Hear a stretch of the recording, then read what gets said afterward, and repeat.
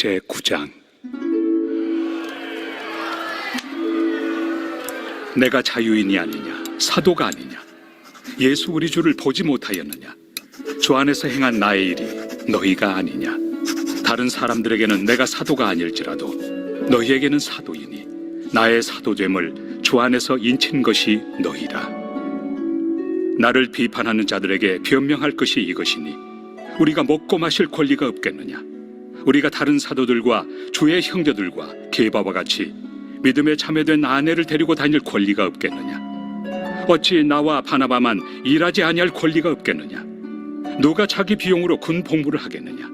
누가 포도를 심고 그 열매를 먹지 않겠느냐. 누가 양떼를 기르고 그 양떼의 젖을 먹지 않겠느냐. 내가 사람의 예대로 이것을 말하느냐. 율법도 이것을 말하지 아니하느냐. 모세 율법에 곡식을 밟아 떠는 소에게 망을 씌우지 말라 기록하였으니 하나님께서 어찌 소들을 위하여 염려하심이냐. 오로지 우리를 위하여 말씀하심이 아니냐. 과연 우리를 위하여 기록된 것이니 밭가는 자는 소망을 가지고 갈며 곡식 떠는 자는 함께 얻을 소망을 가지고 떠는 것이다. 우리가 너희에게 네, 오늘 본문의 말씀은 사도 바울의 사도성과 그 권리에 대해서 말씀을 주시고 있습니다. 고린도 교회는 많은 문제가 있는 교회였습니다. 4개의 파로 나누어져서 서로 싸웠습니다. 4개의 파로 나누어져서 싸울 때 그들은 다른 사람들의 그런 리더십, 또 교회 지도자의 권위에 대해서 인정을 하지 않는 이런 자들이라는 것을 우리는 알 수가 있는 것이죠. 그들은 교회 안에서 지도자들 권위를 인정하지 않았습니다. 심지어 사도 바울까지 인정하지 않으려고 하였던 것입니다. 사도 바울의 사도성을 부인하려고 그들은 이렇게 하였습니다. 이런 것에 대해서 사도 바울은 오늘 말씀을 줍니다. 1절과 2절에 보면 내가 자유인이 아니냐 사도가 아니냐 예수 우리 주를 보지 못하였느냐 주 안에서 행한 나의 일이 너희가 아니냐 다른 사람들에게는 내가 사도가 아닐지라도 너희에게는 사도이니 나의 사도됨을 주 안에서 인친 것이라 인친 것이 너희라 라고 했습니다. 사도라는 정의는요, 예수님과 함께한 제자들, 그들이 바로 사도입니다. 예수님의 12제자들, 그들을 향해서 12사도라고 이렇게 말을 하죠. 그렇다면 사도 바울이 예수님을 보지 않았는데 어떻게 사도가 될 수 있었습니까? 바울은요, 다메섹으로 그리스도인들을 핍박하러 가는 길에 큰 빛을 만나게 됩니다. 큰 빛 속에서 예수님의 음성을 듣게 됩니다. 사울아 사울아 네가 어찌하여 나를 핍박하느냐. 사울은 넘어져서 주여 니시니까 라고 물었어요. 나는 네가 핍박하는 예수라 라고 하였습니다. 다메섹으로 가는 길에 바울은 예수님을 만나게 된 것입니다. 또한 예수님으로부터 이방인들에게 복음을 전하는 이런 사도의 사명을 이런 받은 자인 것이지요. 사도 바울은 이방인 사도 사역을 충성되이 감당하였습니다.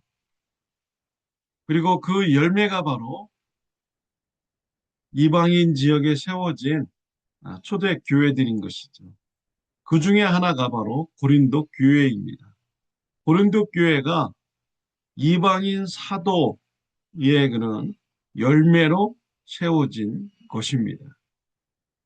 그렇기 때문에 다른 사람들은 바울을 향해서 사도성을 의심하고 아니라고 이렇게 말할 수는 있어도 고린도 교회 성도님들은 그렇게 말하면 안 되는 것이죠. 이방인의 사도의 그런 열매가 고린도 교회이기 때문입니다. 이 말씀이 1절과 2절에 대한 이런 바울의 이 말씀인 것이죠. 다른 사람은 몰라도 고린도 교회는 사도성을 인정해야 된다라는 것입니다. 고린도후서 10장 10절 말씀해 보면요. 고린도 교인들이 사도 바울을 얼마나 업신여겼는가를 알 수 있죠. 그들의 말이 그의 편지들은 무게가 있고 힘이 있으나 그가 몸으로 대할 때는 약하고 그 말도 시원하지 않다니 라고 하였습니다. 사도 바울의 이런 서신서를 받아볼 때 무게가 있고 권위가 있는 이러한 글로 그들 생각했습니다. 근데 막상 사도 바울을 육체로 대하니까 말도 잘 못하고 시원하게 말도 못하고 또 그의 몸이 약하였다라는 것이죠. 바울은 눈에 병이 있었습니다. 그러니까 우리가 눈으로 볼 때 외모가 훌륭하지는 않았던 것이죠. 뭔가 좀 마음의 시험이 들 정도로 외모에 문제가 있었습니다. 이러한 모습을 보고 고린도 교회 성도님들은 사도 바울을 업신여기고 또 사도성을 인정하지 않으려고 하였던 것이죠. 심지어 사도 바울이 자비량으로 선교를 했습니다. 근데 이런 걸 가지고 그들은 말하기를 사도 바울 자체도 자신이 뭔가 부족하다고 아니까 사례비를 받지 않으려고 한 것이다 라고 이렇게 이 말을 한 것입니다.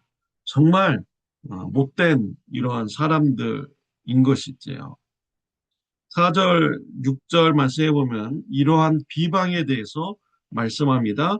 우리가 먹고 마실 권리가 없겠느냐? 우리가 다른 사도들과 주의 형제들과 게바오와 같이 믿음의 자매된 아내를 데리고 다닐 권리가 없겠느냐? 어찌 나와 바나바만 일하지 아니할 권리가 없겠느냐라고 했습니다. 바울은 베드로와 같이 아내를 데리고 다니면서 사역하며 사라비를 받을 권리도 자신에게도 있다라는 것입니다. 왜 베드로만 그런 사례비를 받을 권리만 있느냐? 나에게도 교회로부터 사례비를 받을 이런 권리가 있다라고 말하고 있는 것입니다. 근데 왜 바울은 교회로부터 사례비를 받지 않고 자비량 선교사가 되었습니까? 교회에 부담을 주지 않기 위한 것이죠. 교회가 없는 지역에 가서 예수님의 복음을 전하고 교회가 세워졌습니다. 이러한 교회에 재정적 부담을 주지 않기 위해서 일부러 바울은 자비량 선교사가 되어서 사역을 한 것입니다. 그런데 고린도 교인들은 이러한 것을 가지고 바울이 뭔가 스스로 부족하다고 생각하니까 돈을 받지 않는 것이다 라고 이렇게 바울을 비하해서 말하고 있는 것입니다. 고린도 교회는 병든 교회입니다. 병든 교회의 모습은 교회의 지도자들을 인정하지 않는 것입니다. 교회의 지도자들을 존경하지 않는 것입니다. 이러한 것은 병든 교회의 성도의 모습인 것입니다. 교회는 지도자에게 사례비를 주어야 할 의무가 있는 것을 알아야 됩니다. 실제로 보면 누가 자기 비용으로 군복무를 하겠느냐? 누가 포도를 심고 그 열매를 먹지 않겠느냐? 누가 양떼를 기르고 그의 양떼의 젖을 먹지 않겠느냐? 실제로 보면 세 가지 비유를 들었죠. 군인의 비유. 군인은 나가서 적과 싸울 때 나라에서 주는 것을 가지고 싸웁니다. 나라에서 주는 옷을 입고 무기를 가지고 또 음식을 먹으면서 적과 싸우고 나라를 지켜나가는 것이죠. 또 농부는 그 밭에서 나오는 열매를 먹을 권리가 있는 것입니다. 목자는 자기가 기르는 양의 젖을 먹을 수 있는 이런 권리가 있는 것이죠. 또 구절에 보면 율법을 인용해서 말씀합니다. 모세의 율법에 곡식을 밟아 떠는 소에게 망을 씌우지 말라. 기록하였으니 하나님께서 어찌 소들을 위하여 염려하심이냐. 율법에 보면은 밭에서 일하는 소에게 망을 씌우지 말라는 것입니다. 입에다가 망을 씌우지 말라. 소들도 일할 때 밭에서 나는 음식을 곡식을 먹을 수 있다라는 것입니다. 그러면 하나님께서 밭에서 일하는 소를 염려해서 소의 입에 망을 씌우지 말라라는 이런 율법을 만들었겠냐라는 것입니다. 성전에서 일하는 제사장들, 레위인들, 그 사람들은 성전에서 일하기 때문에 그 백성들이 먹을 것을 공급할 이러한 권리가 있다라는 것입니다. 이와 같이 바울도 교회에서 사역할 때 당연히 교회에서 주는 사례비를 받을 권리가 있다라는 것입니다. 바울은 자비량 선교사입니다. 그렇지만 교회들에게 즉 교회 지도자들에게 사례비를 주어야 되는 이러한 의무가 있다. 또 지도자들은 사례비를 받을 권리가 있다라는 올바른 가르침을 이제 준 것입니다. 병든교회는 교회의 지도자들에 대해서 존경하지 않습니다. 인정하지 않는 것입니다. 사랑하는 성도 여러분, 여러분의 개인 생활은 어떻습니까? 교회 지도자들에 대해서 외모가 좀 현찮고 배운 것도 현찮고 말하는 것도 현찮고 별 볼 일 없다면 인정하기 싫습니까? 그렇다면 병든 것입니다. 외모가 좀 모질라도 배운 것도 좀 별로 없어도 하나님의 일을 충성되이 잘 감당하는 이러한 목회자는 그 권위를 인정해 주어야 되는 것이죠. 이러한 교회의 성도님의 모습은 건강한 교회의 성도님의 모습인 것입니다. 빌립보 교회는 건강한 교회입니다. 빌립보서 4장 15절 16절 말씀에 보면은 빌립보 사람들아 너희도 알거니와 복음의 시초에 내가 마케도냐를 떠날 때 주고받는 내 일에 참여한 교회가 너희 외에 아무도 없었느니라. 데살로니가에 있을 때에도 너희가 한 번뿐 아니라 두 번이나 나에게 쓸 것을 보내었도다. 바울이 빌립보 교회에서는 사역을 마치고 다른 지역으로 갔습니다. 그때 빌립보 교회는 선교 헌금을 바울에게 보내었습니다. 데살로니가 교회에서 사역을 할 때도 두 번씩이나 선교비를 보내었다고 빌립보서에 기록이 되어 있습니다. 또 빌립보서 4장 18절에 보면은 내게는 모든 것이 있고 또 풍부한지라 에바브로디도 편에 너희가 준 것을 받았으므로 내가 풍족하니 이는 받으실 만한 향기로운 제물이요 하나님을 기쁘시게 한 것이라. 바울이 로마 감옥에 갇혔습니다. 빌립보 교회는 에바브로디도를 보내어서 바울을 돕도록 하였습니다. 뿐만 아니라 선교비도 더불어서 같이 보내었던 것이죠. 이와 같이 빌립보 교회는 사도 바울의 선교사에게 물질적으로 후원하는 이러한 교회였습니다. 이러한 재정적인 후원은 향기로운 제물이고 하나님을 기쁘시게 하는 것이다 라고 기록이 되어 있습니다. 선교하는데 선교 헌금으로 서로 후원하고 도와주는 것 하나님을 기쁘시게 하는 이러한 일인 것입니다.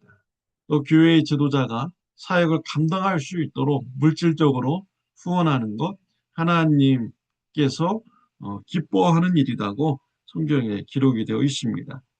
갈라디아서 6장 6절에 보면 가르침을 받는 자는 말씀을 가르치는 자와 모든 좋은 것을 함께하라 라고 했습니다. 또 디모데전서 5장 17절 말씀에 보면은 잘 다스리는 장로들은 배나 존경할 자로 알되 말씀과 가르침에 수고하는 이들에게는 더욱 그리할 것이니라 라고 하였습니다. 건강한 신앙을 가진 자는 교회 지도자들에 대해서 그 권위를 인정하여 줍니다. 그러나 병든 병든 신앙인은 교회 지도자들에 대해서 낮게 여기고 그 권위를 인정하지 않고 업신여기고 또 목회자의 마음을 아프게 하는 이러한 마음을 가지고 있습니다. 사랑하는 성도 여러분, 여러분의 마음의 상태는 어떻습니까? 영적인 상태는 어떻습니까? 하나님께서 원하시는 기쁜 신앙을 가지는, 올바른 신앙을 가지는 저와 여러분들이 되시기를 바랍니다. 기도드리겠습니다. 하나님 아버지, 오늘 병든 신앙인과 또 건강한 신앙인, 또 건강한 교회와 병든 교회 같이 말씀을 나누게 해주시니 하나님 아버지 감사합니다. 하나님의 마음을 기쁘게 해드리는 교회가 되고 또 신앙인이 될 수 있도록 주님 축복하여 주시옵소서. 우리 위에 하나님이 계시다는 것을 우리가 알고 하나님께서 기뻐하는 신앙생활하게 하여 주옵소서. 예수님의 이름으로 기도드렸습니다. 아멘. 오늘도 좋은 하루 되시기를 바랍니다.